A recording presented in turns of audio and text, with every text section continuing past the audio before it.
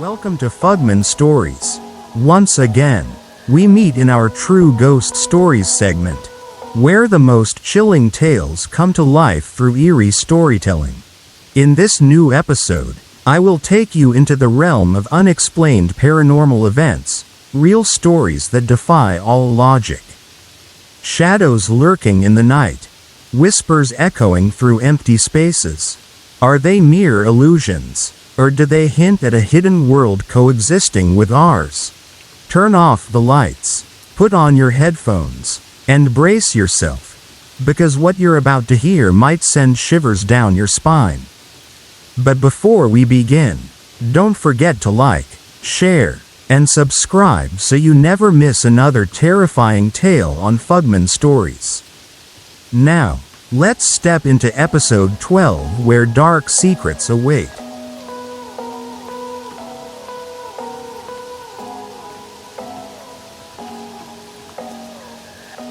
Story 1. There are moments in life when an inexplicable sense of unease grips you. An unsettling feeling that something is just beyond your line of sight. Watching, waiting. This story is one of those moments. It happened on a quiet morning, a time when nothing out of the ordinary was supposed to occur. But as we all know, the supernatural does not wait for an invitation. It comes unannounced, creeping into the mundane fabric of our daily lives. This is what happened to me one fateful day, and I still struggle to find an explanation for it. It was a crisp Monday morning, February 19th. The time was just past 10 a.m. My parents had already left for work, and my younger brother was out at a friend's house. Being President's Day, there was no school, so I had the entire house to myself. I decided to take advantage of the rare solitude by making myself a late breakfast in the kitchen. The sound of sizzling bacon filled the air, the rhythmic ticking of the wall clock echoing softly in the background. Then, it happened. A sensation, subtle at first, but growing in intensity. It felt as though a pair of unseen eyes were burning into my back. My hands paused mid-motion. The buttered toast forgotten. I swallowed hard, brushing off the uneasy feeling as nothing more than my imagination. But just then, the sky outside darkened. Heavy clouds rolled in, thick and gray. The temperature inside the house seemed to drop a few degrees. It was sudden. Too sudden. I reached for a glass from the cupboard, turning away from the main part of the house. And in that precise moment, the sensation of being watched became unbearable. I whipped around sharply, heart pounding.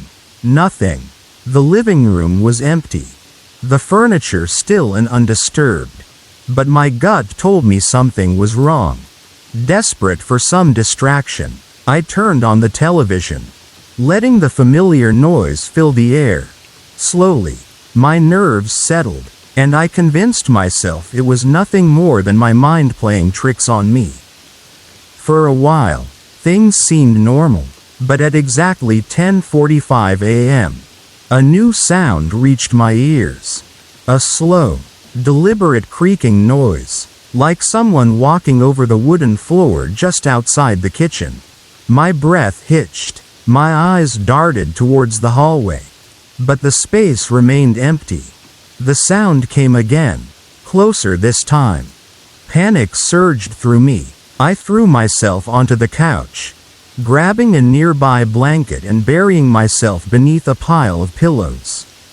My heart pounded so loudly that I could barely hear anything over the blood rushing in my ears. The television's volume was high, but I couldn't drown out the sensation of impending dread.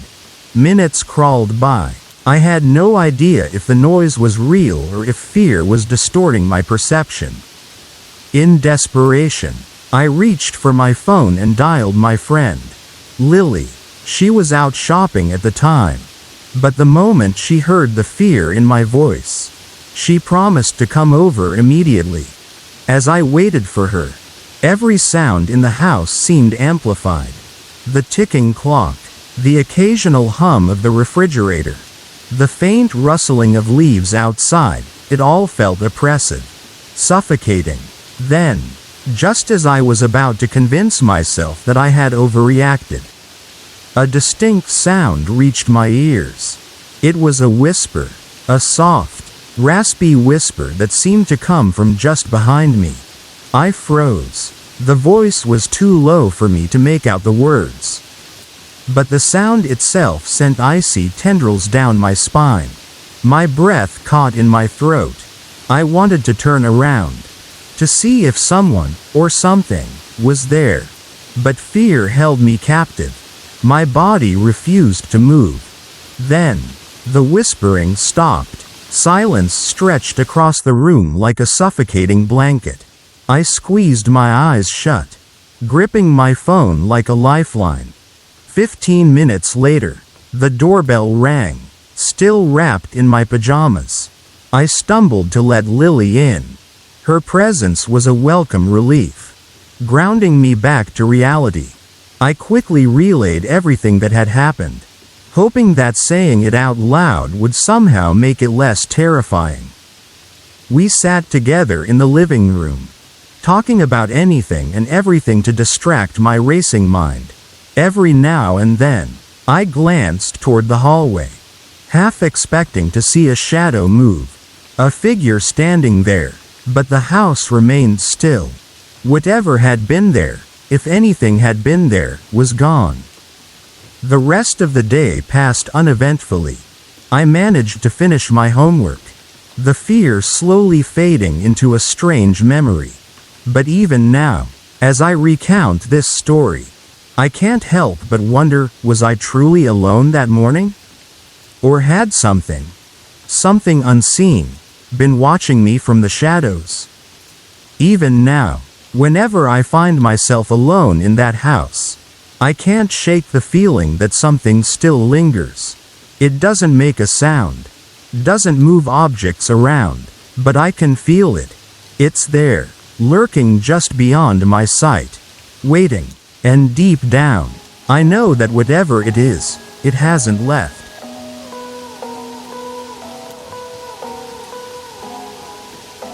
Story 2. Some houses do not belong to the living. They exist in a strange limbo. Their walls soaked with the whispers of the past. Their air thick with unseen eyes. I never thought I would live in such a house, one that did not welcome us. One that did not want us there. My life has never been ordinary. I have moved from place to place, never settling for long. When I was 17, I moved in with my father and his family.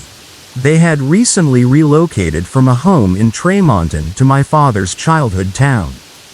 A quiet, picturesque place nestled in the hills. The house we moved into was known as Brimhall House. That was the first time I had ever lived in a home with a name. As if the house itself had an identity, a presence that refused to be ignored.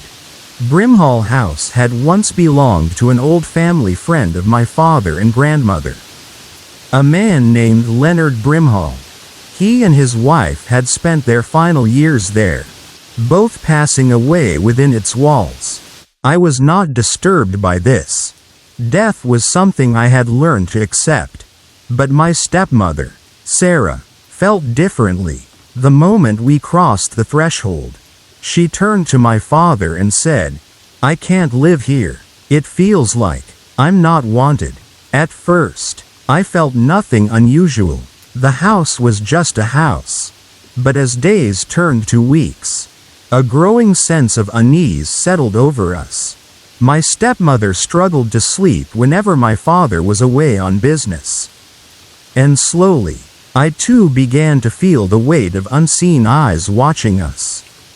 We made a silent agreement. We would stick together and try not to let the atmosphere of the house affect us. But the house had other plans. As my father started spending more time at home due to a slowdown in business, whatever lurked in the house seemed to grow restless.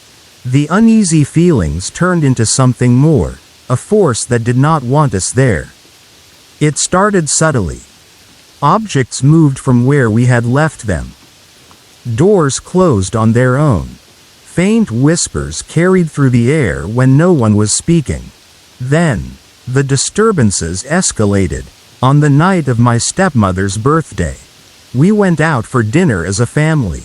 It was a rare moment of peace, a break from the tension that had been building in the house. But when we returned, that peace shattered. The house was silent, but something felt different. The familiar oppressive presence that loomed over my room was absent. Relief flickered in my mind, but it did not last long. Suddenly, the lights flickered and went out. When they came back on, every electronic device in the house powered up simultaneously. Televisions, radios, computers, everything blared to life. At first, we thought it was a power surge, but as we turned the devices off, one by one, they turned back on again. My younger sisters, terrified, refused to sleep alone. I walked them back to their room, reassuring them as best as I could. But the moment I returned to my own room, my stereo switched on by itself. The song that played sent a chill through me. It was one of my favorites. But at that moment, it felt like a warning. Then, from downstairs, the stereo in the living room erupted at full volume, playing the exact same song. My sisters and I rushed to the stairs, peering over the railing into the darkened living room. My father, furious, stormed out of his bedroom. "Brimhall," he bellowed, "enough. You've ruined a good night. And I won't have it." I had seen my father angry before, but never like this. His rage filled the house. And for the first time, I felt as though we were not alone. He continued to rant, shouting at the unseen force, demanding it leave us in peace. When he was done, he returned to bed. The most unsettling part? It never happened again while my father was home. Whatever was in that house feared or respected him enough to remain silent in his presence. But when he was gone, the house came alive again. Late at night, Sarah would wake up gasping for breath, as if someone was pressing down on her chest. Shadows moved in the corners of my vision, vanishing the moment I turned my head. Cold spots would appear in random areas, even in the height of summer. One evening, as I was heading downstairs to get a drink of water, I saw a dark figure standing at the end of the hallway. I froze. The shape did not move, did not breathe. Then, in the blink of an eye, it was gone. The breaking point came one evening when Sarah and I were home alone. We were sitting in the living room when the kitchen lights flickered. Then, a single cabinet door swung open, and another, and another. Within seconds, every cabinet door in the kitchen was hanging open, as if unseen hands had reached out and pulled them all at once. Sarah stood up abruptly. "That's it," she said. "I'm done. We're leaving." 1 year later, my stepmother had endured enough. We packed our things and left. I have never returned to that house, and I never will. Some places do not forget. Some places do not forgive. And some places, no matter how much time passes, will never truly let you go.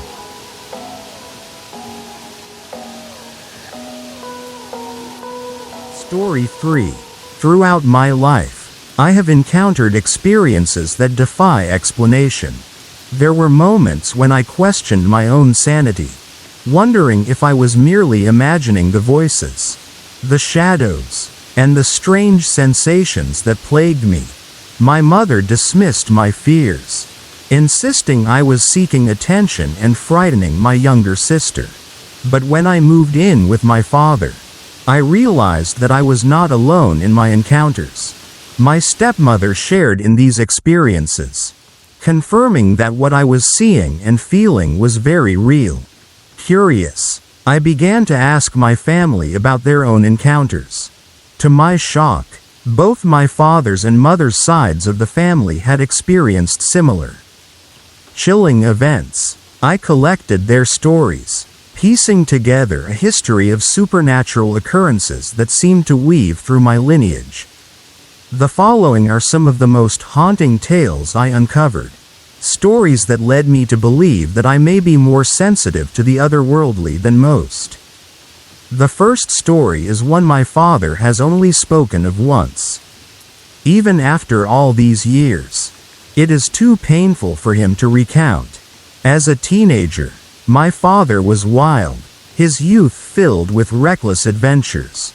Every story he told had a common thread: his cousin, his best friend, his trusted companion. But at the age of 25, this dear friend succumbed to a brutal battle with cancer. His passing was agonizing and left a void in my father's life. 5 years later, my mother was expecting her third child. Tragedy struck when she miscarried while my father was away on business. When he returned home, he shared an extraordinary experience. During his trip, he had been visited by his late cousin. But his cousin was not alone. Beside him stood a young girl, her features eerily similar to my own. At first, my father believed it was me. His cousin reassured him, saying, "She's safe with me. You don't have to worry." In his darkest moment of grief, my father found comfort in those words. My mother refused to discuss any supernatural occurrences in her family. So I turned to my grandfather for answers. He had always been honest with me, never shielding me from the truth. One of his most unforgettable experiences occurred when he and my grandmother moved into their current home. Something was wrong with the house. His children refused to go upstairs.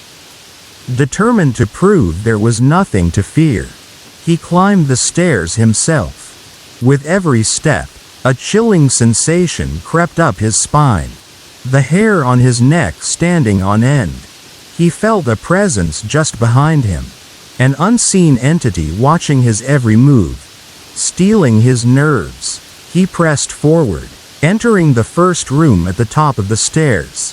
The oppressive energy thickened, but he feigned ignorance, pretending that nothing was amiss. Only when he returned downstairs did he confess to my grandmother what he had felt. To this day, he swears that had he turned around, he would have seen something beyond human comprehension. My step-grandmother's family had their own terrifying encounters. When her mother moved their large family into a bigger home, she noticed something peculiar. Despite the crowded table, one seat was always left empty. No one dared place a plate there. For every time they tried, the dish would crack. It was as if something unseen forbade anyone from sitting in that specific spot. Before moving into that house, my step-grandmother had another chilling experience. As a newlywed, she lived in a small home with her husband. One day, while cleaning, she was suddenly attacked. An invisible force wrapped around her throat, choking the life out of her. Though not a religious woman, she had once heard that invoking the name of Christ could banish malevolent entities. In desperation, she did just that. The instant she spoke his name, the unseen hands released her. Frantic, she searched the house, but found nothing. Among the many stories I've heard, one of my favorites is that of my uncle and his visitor in the night. He was asleep when a faint noise roused him. As his eyes adjusted to the darkness, he saw a young boy standing at the foot of his bed. The boy was dressed in authentic pioneer-era clothing. He simply stood there, staring, his presence unsettling yet strangely peaceful. In my father's family, It was an unspoken rule that no matter how bizarre or terrifying a situation was, you simply went back to sleep and dealt with it in the morning. My uncle did just that. Unlike him, I could never just roll over and ignore the things that went bump in the night. These experiences have left an indelible mark on my life, shaping my perception of the unknown. Some might say that the supernatural is merely the imagination running wild. But when faced with things that cannot be explained, skepticism fades into fearful acceptance. Perhaps I was destined to witness these things. Perhaps the veil between this world and the next is thinner for some than it is for others. Either way, these stories remain with me. Whispers of a reality unseen, yet undeniably present. Story 4. Throughout my life, I have encountered experiences that defy explanation. There were moments when I questioned my own sanity, wondering if I was merely imagining the voices, the shadows, and the strange sensations that plagued me. My mother dismissed my fears, insisting I was seeking attention and frightening my younger sister. But when I moved in with my father, I realized that I was not alone in my encounters. My stepmother shared in these experiences, confirming that what I was seeing and feeling was very real. Curious, I began to ask my family about their own encounters. To my shock, both my father's and mother's sides of the family had experienced similar chilling events. I collected their stories, piecing together a history of supernatural occurrences that seemed to weave through my lineage. The following are some of the most haunting tales I uncovered, stories that led me to believe that I may be more sensitive to the otherworldly than most. The first story is one my father has only spoken of once. Even after all these years, it is too painful for him to recount. As a teenager, my father was wild, his youth filled with reckless adventures. Every story he told had a common thread: his cousin, his best friend, his trusted companion. But at the age of 25, this dear friend succumbed to a brutal battle with cancer. His passing was agonizing and left a void in my father's life. 5 years later, my mother was expecting her third child. Tragedy struck when she miscarried while my father was away on business. When he returned home, he shared an extraordinary experience. During his trip, he had been visited by his late cousin. But his cousin was not alone. Beside him stood a young girl, her features eerily similar to my own. At first, my father believed it was me. His cousin reassured him, saying, "She's safe with me. You don't have to worry." In his darkest moment of grief, my father found comfort in those words. My mother refused to discuss any supernatural occurrences in her family, so I turned to my grandfather for answers. He had always been honest with me, never shielding me from the truth. One of his most unforgettable experiences occurred when he and my grandmother moved into their current home. Something was wrong with the house. His children refused to go upstairs. Determined to prove there was nothing to fear, he climbed the stairs himself. With every step, a chilling sensation crept up his spine, the hair on his neck standing on end. He felt a presence just behind him, an unseen entity watching his every move, stealing his nerves. He pressed forward, entering the first room at the top of the stairs. The oppressive energy thickened, but he feigned ignorance, pretending that nothing was amiss. Only when he returned downstairs did he confess to my grandmother what he had felt. To this day, he swears that had he turned around, he would have seen something beyond human comprehension. My step-grandmother's family had their own terrifying encounters. When her mother moved their large family into a bigger home, She noticed something peculiar. Despite the crowded table, one seat was always left empty. No one dared place a plate there. For every time they tried, the dish would crack. It was as if something unseen forbade anyone from sitting in that specific spot. Before moving into that house, my step-grandmother had another chilling experience. As a newlywed, she lived in a small home with her husband. One day, while cleaning, she was suddenly attacked. An invisible force wrapped around her throat, choking the life out of her. Though not a religious woman, she had once heard that invoking the name of Christ could banish malevolent entities. In desperation, she did just that. The instant she spoke his name, the unseen hands released her. Frantic, she searched the house, but found nothing. Among the many stories I've heard, one of my favorites is that of my uncle and his visitor in the night. He was asleep when a faint noise roused him. As his eyes adjusted to the darkness, he saw a young boy standing at the foot of his bed. The boy was dressed in authentic pioneer-era clothing.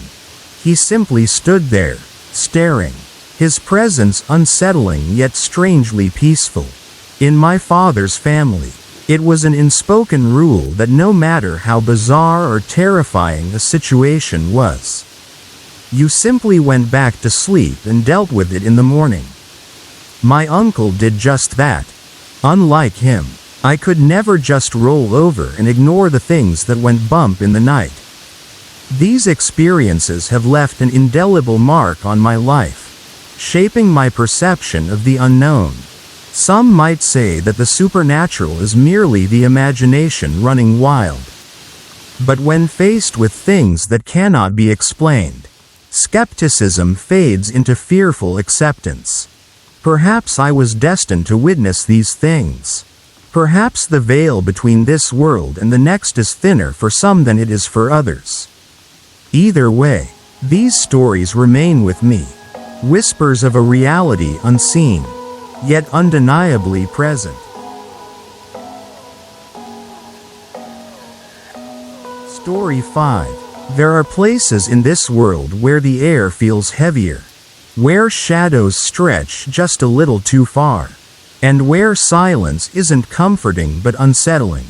Some houses hold memories, while others seem to hold something else, something unseen, something waiting. This is the story of one such house. A house that stood on Maplewood Street. A house that held more than just a family within its walls. I first met my best friend, Laura, in our freshman year of high school back in 1980.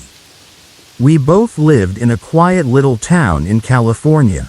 Laura lived in a large, beautiful house on Maplewood Street, close to an old canyon road known for strange happenings. Even before I ever stepped foot inside her house, I felt uneasy about it. The feeling was vague at first, a quiet whisper in the back of my mind telling me something was off. But it wouldn't be long before that whisper turned into something I couldn't ignore. One day, Laura and I decided to skip school and head back to her house. I had never been inside before, but from the outside, it looked like a dream, a large two-story home with pristine white walls, surrounded by tall oak trees that cast dancing shadows across the front yard. But the moment I stepped inside, the air felt different. It was colder, heavier, as if the walls had absorbed centuries of secrets. Laura excused herself to use the bathroom, and I found myself gripping my arms, feeling an irrational sense of dread. I begged her not to go alone. Half joking, half serious, she laughed at me but let me follow her. I didn't understand why I felt so uneasy, but something deep inside told me this house was different. That was the first time I felt it, the weight of unseen eyes watching me from the shadows. Laura and I remained close throughout high school, and over time, I grew accustomed to visiting her house. The uneasy feeling never quite left.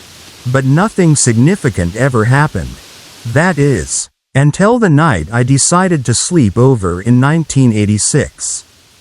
It was an ordinary night, at least. That's what I thought. We stayed up late watching movies and laughing about school gossip. But as the night deepened, an unsettling presence crept into the air. The house grew unnaturally silent, as if it were holding its breath. I remember waking up in the middle of the night, heart pounding, unsure why I had stirred. I wasn't alone. At first, I thought it was Laura shifting in her sleep. But then I realized she was sound asleep on the other side of the bed. The weight pressing down on the mattress near my feet didn't belong to her. Something unseen was there. A few years later, around 1988 or 1989, I found myself back at Laura's house for a Christmas gathering. It was supposed to be a night of celebration. But as we sat around exchanging stories, the conversation took a darker turn. Laura's sister, Emily, and her husband were laughing about something in the corner. Curious, I asked what was so funny. Their answer sent a chill down my spine. "The ghost," Emily said casually, as if it were an old inside joke. "What ghost?" I asked, feeling the blood drain from my face.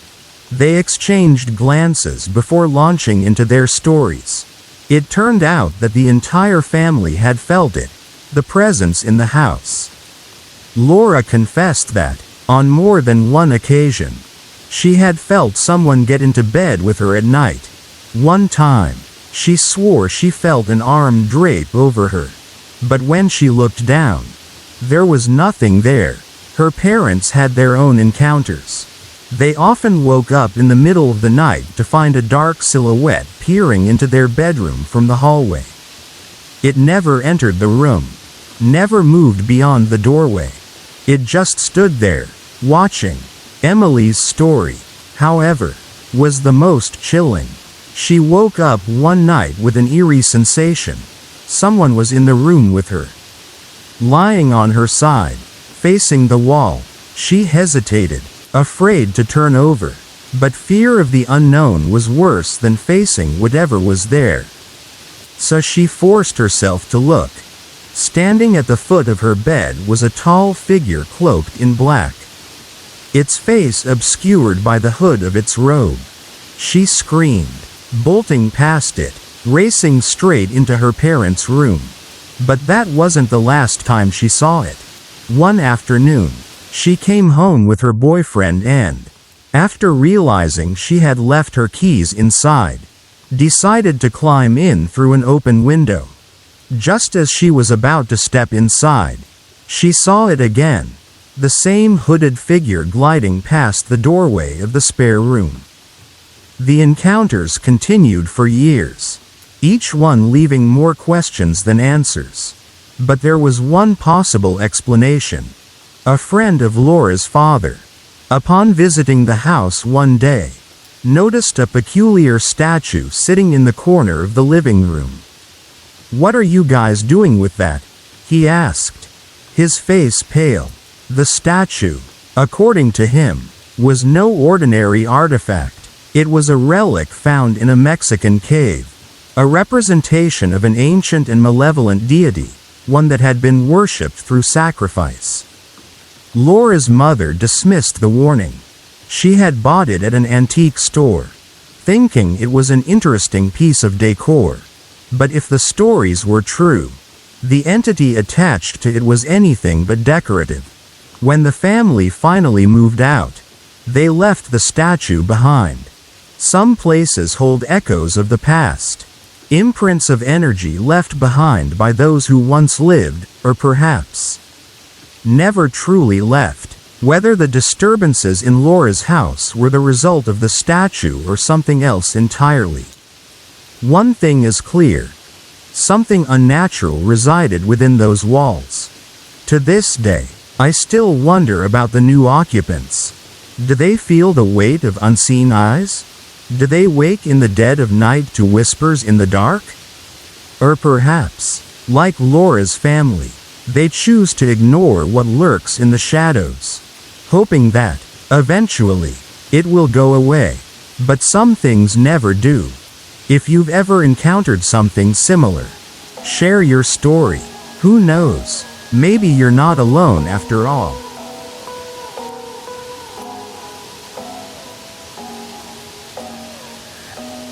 Story 6. There are moments in life when reality blurs with the unknown, where shadows stretch further than they should, and whispers echo in the silence. Many dismiss them as tricks of the mind, mere coincidences that have no meaning. But what if they aren't? What if the figures in the dark, the whispers that slip through the walls, and the paralyzing weight on your chest in the middle of the night are more than just nightmares? What if something truly lurks just beyond the veil of our understanding? Tonight, I will take you into the experiences of someone who lived through such encounters. Her story isn't just about one event but a series of chilling encounters spanning decades, leaving her with more questions than answers. It's a tale of sleep paralysis, demonic voices, and a haunting presence that never quite left her alone.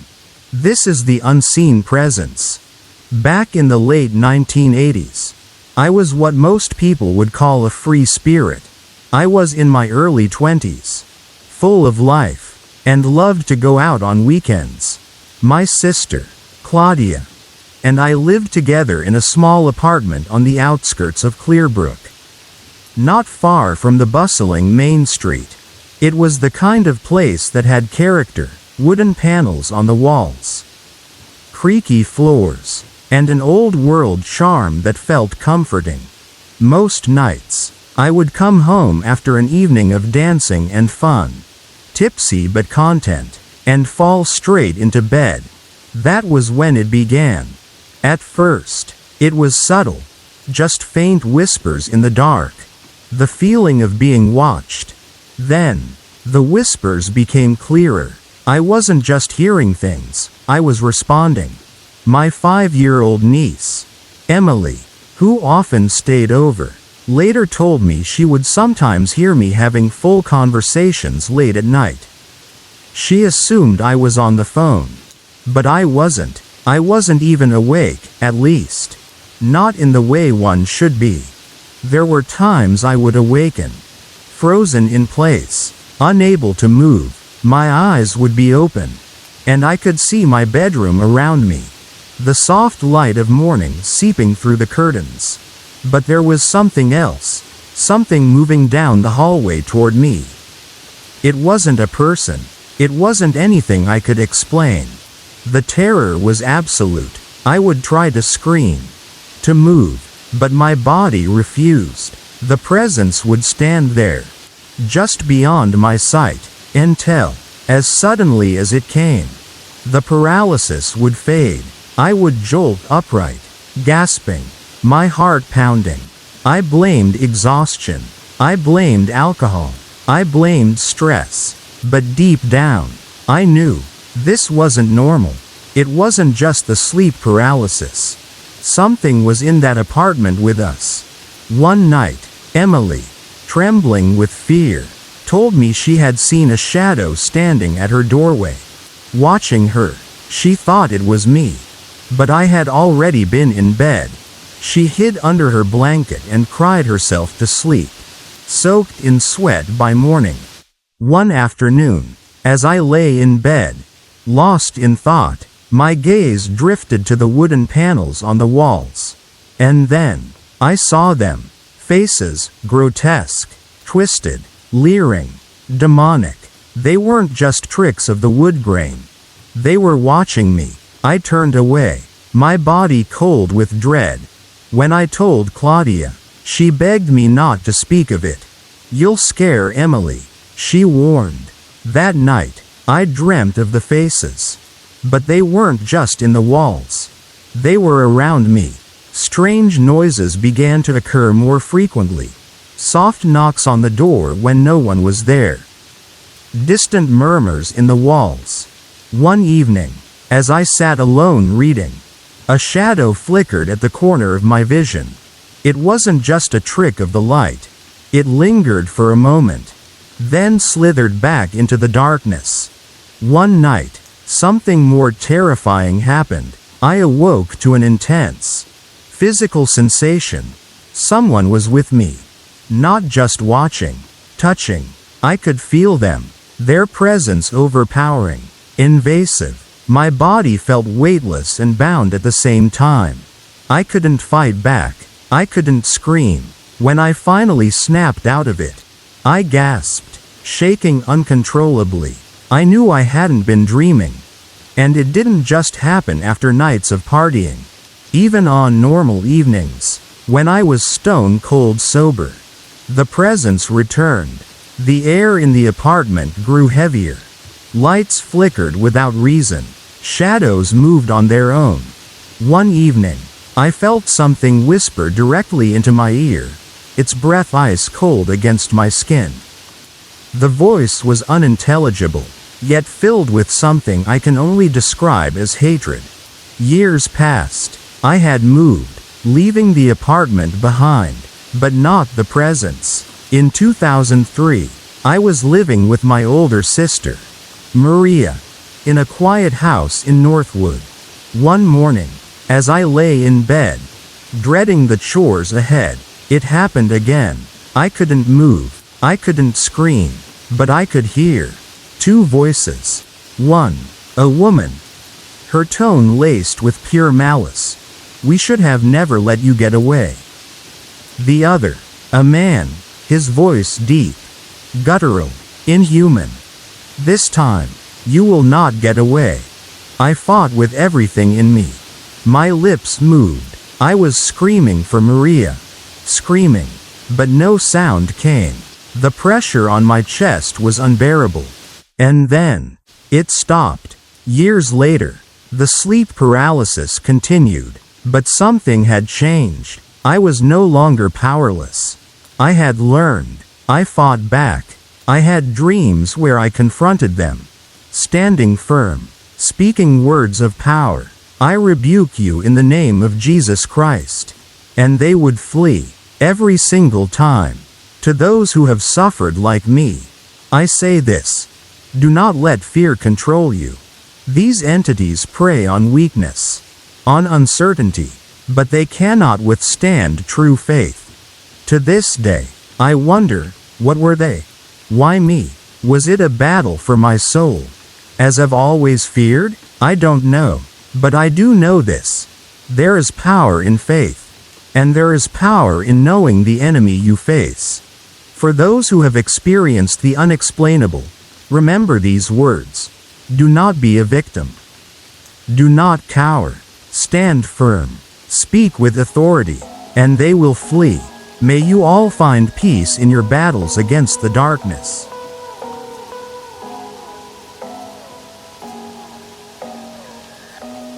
Story 7. There are moments in life that defy explanation. Instances where the ordinary bends and folds into something beyond comprehension. We live our lives believing in what we see, what we touch, what we can explain. But sometimes, the universe decides to remind us that there is more. Much more. This story is one of those moments. I was 15 years old at the time, though the memory remains as vivid as if it had just happened yesterday. Now, at 30, I still shiver when I recount what occurred that night. It was a time in my life when I felt lost, isolated. I wasn't particularly religious, but desperation has a way of pushing people toward faith, even when they don't believe in it.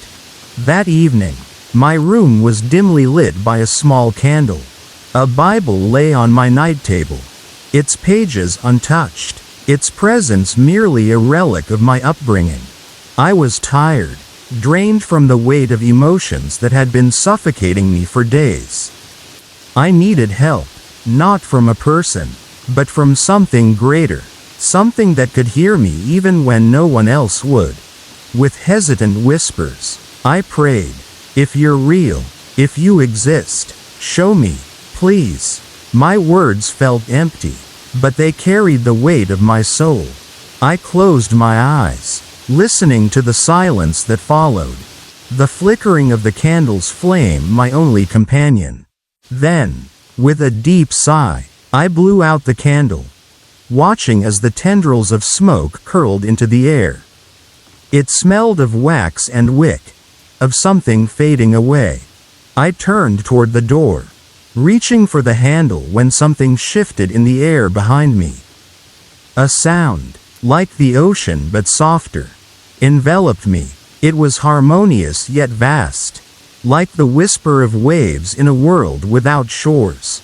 I froze, feeling an inexplicable weight press against me from behind. It wasn't frightening, nor was it painful. It was gentle, like a presence, unseen but undeniably real.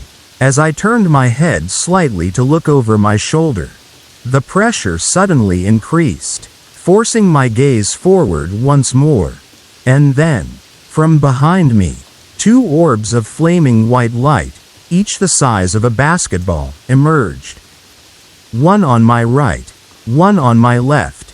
They glowed fiercely, yet their brilliance did not hurt my eyes. They shot forward, moving past me with an effortless grace, illuminating the hallway ahead. The walls, once shrouded in shadow, were now painted with streaks of radiant light, as though someone had dragged a divine brush across them. I stood motionless, my breath caught in my throat. The orbs didn't just pass me by, they carried something with them. The pressure I had felt before exploded into movement. My hair lifted, as if caught in a wind that wasn't there. It wasn't cold, it wasn't hot, it was simply energy. Pure, indescribable energy. The glowing spheres rushed toward the far end of the hallway, their light pulsing with an otherworldly hum. And then, "Ellie?" My sister's voice called out from the darkness. The orbs, as if responding to her voice, suddenly burst apart in a flash so blinding that for a moment, I ceased to exist within any recognizable space. There was no hallway, no walls, no body, only endless, infinite light. It swallowed everything, yet I was not afraid. It was the purest, most overwhelming presence I had ever encountered. And then, just as quickly as it came, it was gone. The darkness of the hallway returned, and standing at the other end was my sister. She was staring at me, wide-eyed, her expression a mix of shock and confusion. "What was that?" she whispered. I saw a bright light. My heart pounded as realization set in. She had seen it too. I wasn't losing my mind. I wasn't imagining it. Still trembling, I motioned for her to come to me. We shut the bedroom door behind us. Our voices hushed, as I recounted everything that had just transpired. She listened intently, nodding in disbelief, as if trying to make sense of it all. Then, mid-sentence, my eyes flickered toward the night table. And there it was, the candle, lit. My breath hitched. My sister turned to follow my gaze, her own expression shifting from confusion to sheer awe. It was the message, the sign I had begged for. I told my mother about it when she came home. Being deeply religious, she listened with tears in her eyes, nodding as if she understood something I could not. Later, I shared the story with a few people at church, though I never spoke of it much after that. It wasn't something to be debated or dissected. It was simply something that had happened, something that had changed me forever. I am not religious, and I do not follow any particular doctrine. But what happened that night was undeniable. It was beyond faith, beyond reason. It was something profound, something that exists just beyond the veil of what we consider reality. Perhaps we are all capable of witnessing such things. If only we were open enough to see them. If I learned anything from that night, it is that the universe listens. It whispers to those who seek. And sometimes, if you are lucky enough, it answers in light, and once you see it, you are never the same again.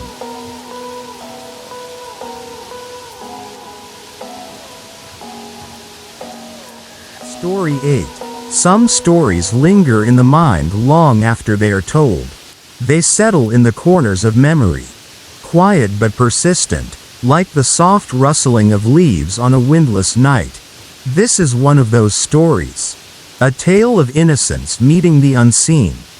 Of the unexplainable unfolding in the most ordinary of moments. Some might dismiss it as coincidence. A trick of the mind. But those who have felt the cold breath of the unknown on the back of their neck know better. It was late autumn when Olivia and her close friend, Melissa, found themselves making their way through the winding paths of Oakwood Cemetery. The sun hung low in the sky, casting long, thin shadows across the rows of headstones. The air carried the crisp scent of dried leaves and damp earth. Olivia had agreed to do a favor for another friend, Sarah, who was currently out of town in Kansas City. Sarah had asked them to place fresh flowers on her father's grave. And Olivia, being the kind-hearted person she was, didn't hesitate. Her 3-year-old daughter, Lily, was with her, a bright-eyed little girl with a head full of golden curls. Lily had always been an old soul in a child's body. She asked deep questions that no toddler should. And sometimes, she would look at things, at spaces, where there was seemingly nothing.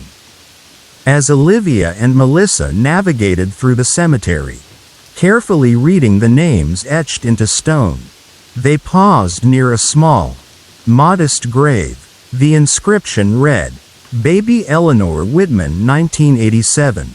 Olivia frowned slightly, adjusting the bouquet of flowers in her arms. Oh, look, she murmured to Melissa.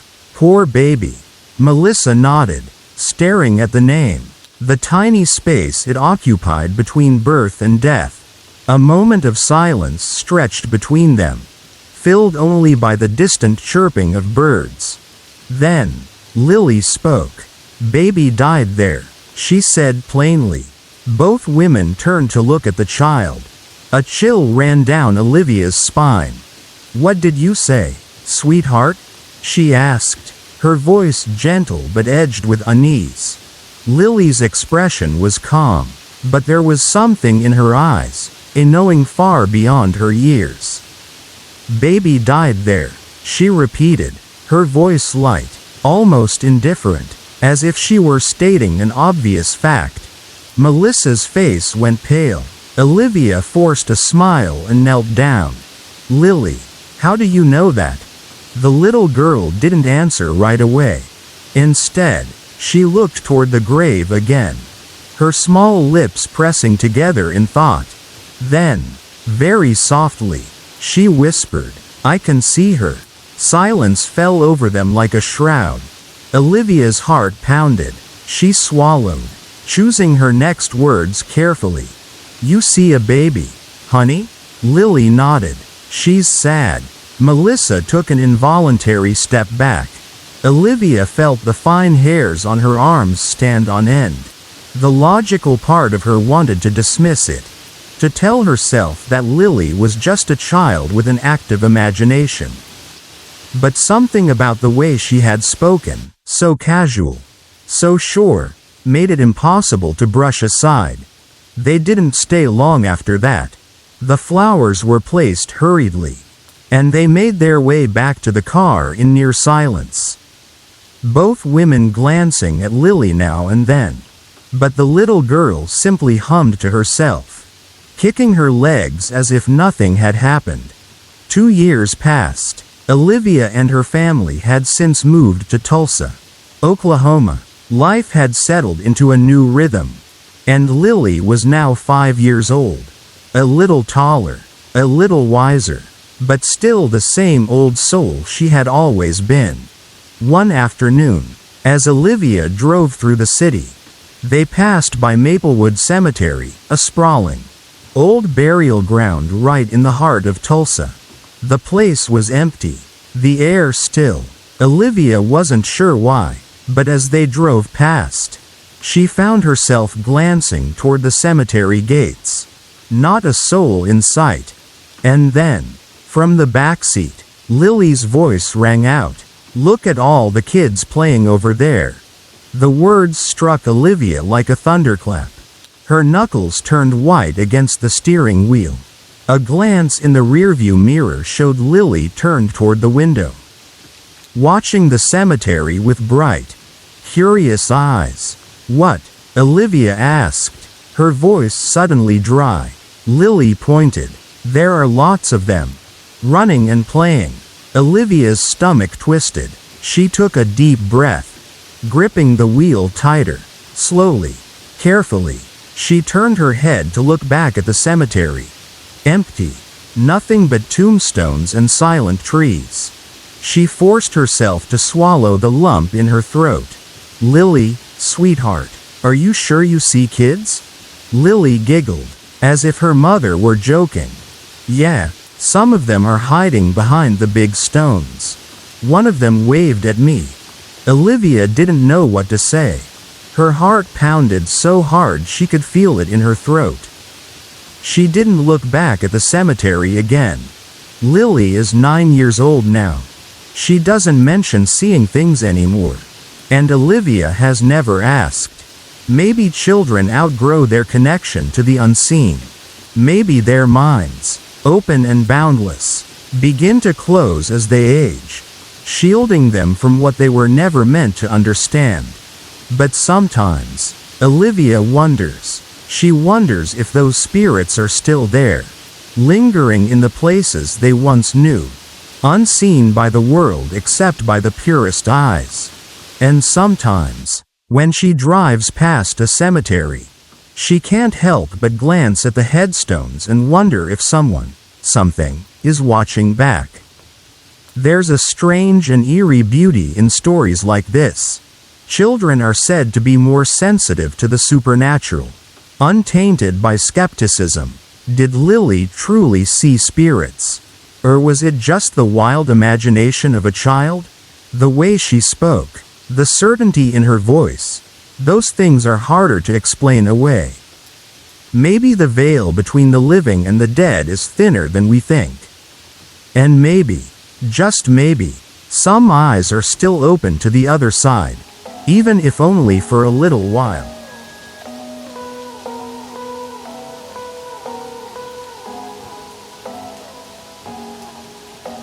Story 9. There are some stories that never leave you. Tales that creep into your mind late at night, whispering in the silence. Some people say that ghosts are just echoes of the past, lingering energy trapped in a place where time forgot them. Others believe that the spirits of the dead sometimes reach out, not in anger, but in curiosity, longing, or unfinished business. This story comes from someone who experienced something they could never explain. Something that followed them even years later. When I was about 12 years old, my family moved into a new house in a small town called Willow Creek. It wasn't a particularly old house, built maybe 50 years before, but it had a strange, empty feel to it, like it had been waiting for someone to move in. The first night, I had to sleep on the couch in the living room since my bed hadn't been set up yet. The place smelled like fresh paint and old wood, a mix of new beginnings and forgotten history. I remember staring at the ceiling, unable to sleep. The house was too quiet. The kind of silence that presses against your ears and makes you hyper-aware of every little creak. Around 3 a.m., I got up to get a glass of water. I glanced at the old grandfather clock in the corner. It was exactly 3 a.m. As I returned to the couch, a chill ran down my spine. The kind that feels like icy fingers dragging across your skin. I shook it off, but as I lay down, I felt something run up my back, like fingers lightly brushing against me. I shot up, heart pounding. I turned around, expecting to see a spider or some stray thread of a blanket. But there was nothing there. Just empty space. My mind tried to rationalize it, telling me it was just my imagination or the nerves of sleeping in a new house. But then, it happened again. This time, I felt something on my arm. A cold, unmistakable touch. Panic surged through me, and I bolted straight into my mother's room. She woke up groggily as I tried to explain what had happened. But she brushed it off as a bad dream.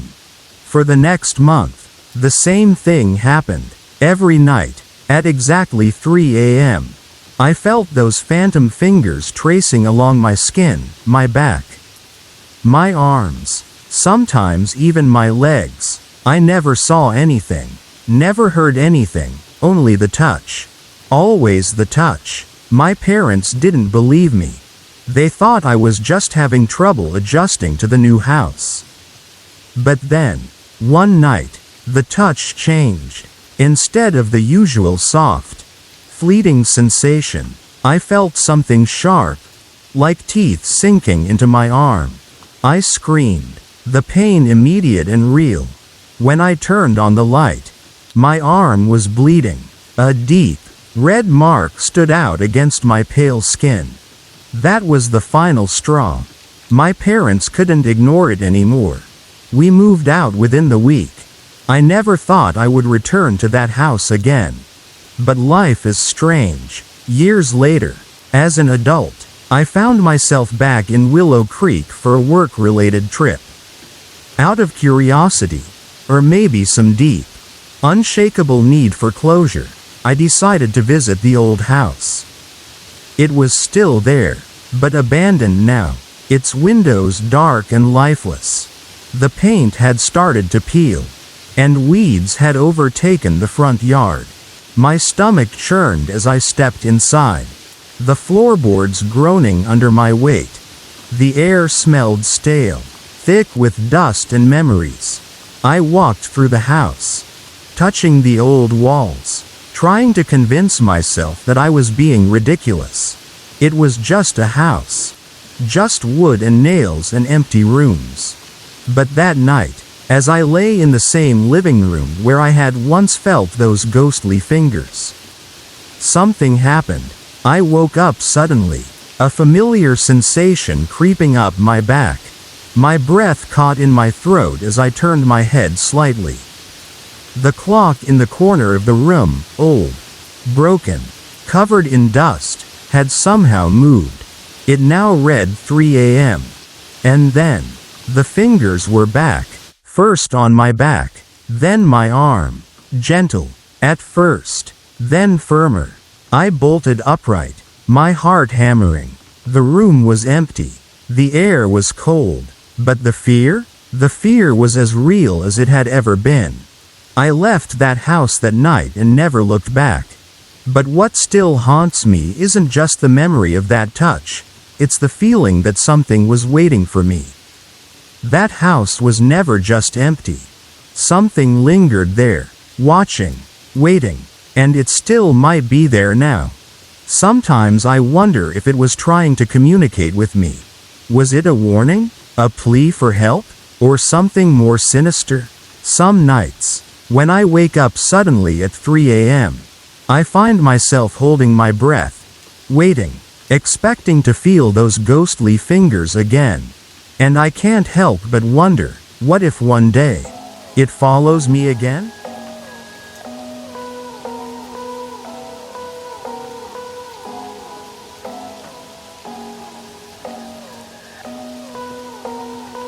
Story 10. Good evening, everyone. Tonight, we've ventured into the unknown, unraveling eerie whispers from the past and experiencing the chilling embrace of the supernatural. Each story shared tonight has pulled us deeper into the world of the unexplained. But as the night draws to a close, I have one final tale to tell, one that will leave you questioning the thin veil between the living and the dead.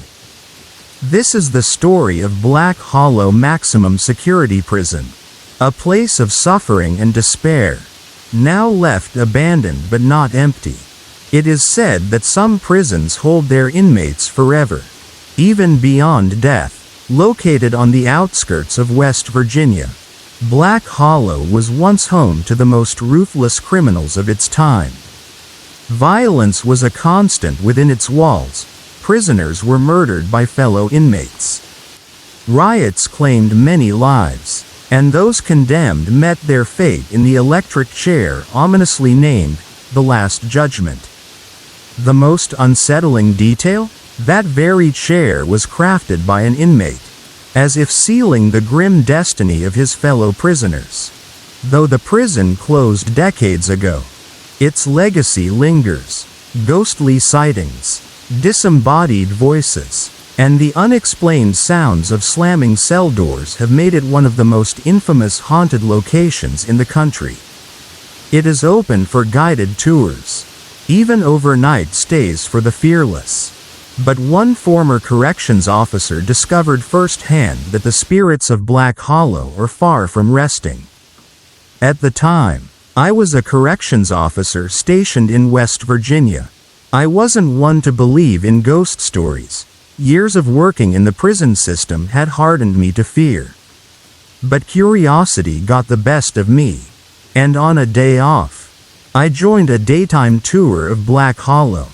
After the initial briefing, we were given freedom to explore. Unlike the public, I had access to areas that were typically off-limits. One of those places was the Forgotten Ward, a section of the prison that once housed the most notorious inmates. I was alone on the third tier, inspecting the cells when a loud, deafening slam broke the silence. Every single cell door below me slammed shut at the same time. Had one or two doors moved, I might have brushed it off. But all of them? That was impossible. The locking mechanisms were long decommissioned, and from where I stood, I had a clear view of the central control panel. The lever remained in its upright position, untouched. A cold dread washed over me. I wasn't alone. Fighting the urge to run, I steadied myself and made my way down to the basement, the infamous home of the pit. An isolation chamber where inmates were left in darkness for days, sometimes weeks. Many went mad within those walls. The moment my foot touched the last step, I felt it, a crushing, almost suffocating weight in my chest. Every instinct screamed at me to turn back, but I pushed forward. Then, out of the corner of my eye, I caught movement. A dark figure slid through the shadows, darting just outside of the dim light filtering from the cracks above. My breath hitched. It should have emerged into the light, but it never did. I gritted my teeth, forcing my body to move, my pulse hammering in my ears. I wasn't going to wait to see what might happen next. I turned and left the basement without looking back, thinking I'd find relief in the old medical and dental ward. I was met with something far worse, an unnatural silence. No creaking floorboards, no distant echoes, just an overwhelming sense of being watched. The air felt thick with something unseen, something waiting. As I moved through the empty hallways, I felt a strange pull, like something was urging me deeper into the facility. My rational mind screamed to turn around, but curiosity compelled me forward. I entered what used to be the psychiatric ward, where the mentally unstable inmates were once kept in isolation. The air here was thick, heavy with the echoes of past suffering. A sudden gust of wind slammed one of the metal doors shut behind me. My heart leapt into my throat. There was no wind, There shouldn't have been any movement at all. I turned, shining my flashlight through the darkness, but saw nothing. And then, a whisper. It was faint at first, almost indistinguishable, but it grew louder, surrounding me from every direction. A chorus of voices, speaking in a low, unintelligible murmur. My skin prickled as a cold sweat broke across my back. I wasn't alone. I took a step back, then another, my breath coming in sharp gasps. My body screamed at me to run, but something held me in place. I felt a presence behind me, so close that I could feel the icy breath on my neck. Slowly, I turned my head, dreading what I might see. There, in the reflection of the broken glass of an old medicine cabinet, was a shadowy figure standing directly behind me. It had no features, just a dark mass, looming over me, watching. My vision blurred as panic took hold. I spun around. Nothing was there. That was enough. I bolted out of the room, my footsteps echoing down the hallways as I ran toward the nearest exit. As I burst through the prison doors, the sunlight hit me like a salvation. My chest heaved, my hands trembled, but I was free, or so I thought. Even now, years later, I sometimes wake in the middle of the night, heart pounding, convinced I hear the distant sound of cell doors slamming shut. I see shadows in the corners of my vision, fleeting but present, and sometimes, just sometimes, I feel the breath of something unseen against my skin. Some places refuse to be forgotten. Black Hollow Maximum Security Prison is one of them. Whether you believe in ghosts or not, the weight of its history is undeniable. Those who have dared to walk its halls often leave with more than just photographs. They leave with experiences that haunt them forever. And with that, we close tonight's journey into the unknown. If this story sent chills down your spine, don't forget to subscribe, leave a comment, and share your own experiences with the supernatural. Until next time, stay safe. And remember, some doors, once opened, can never truly be closed. Good night, and sleep well.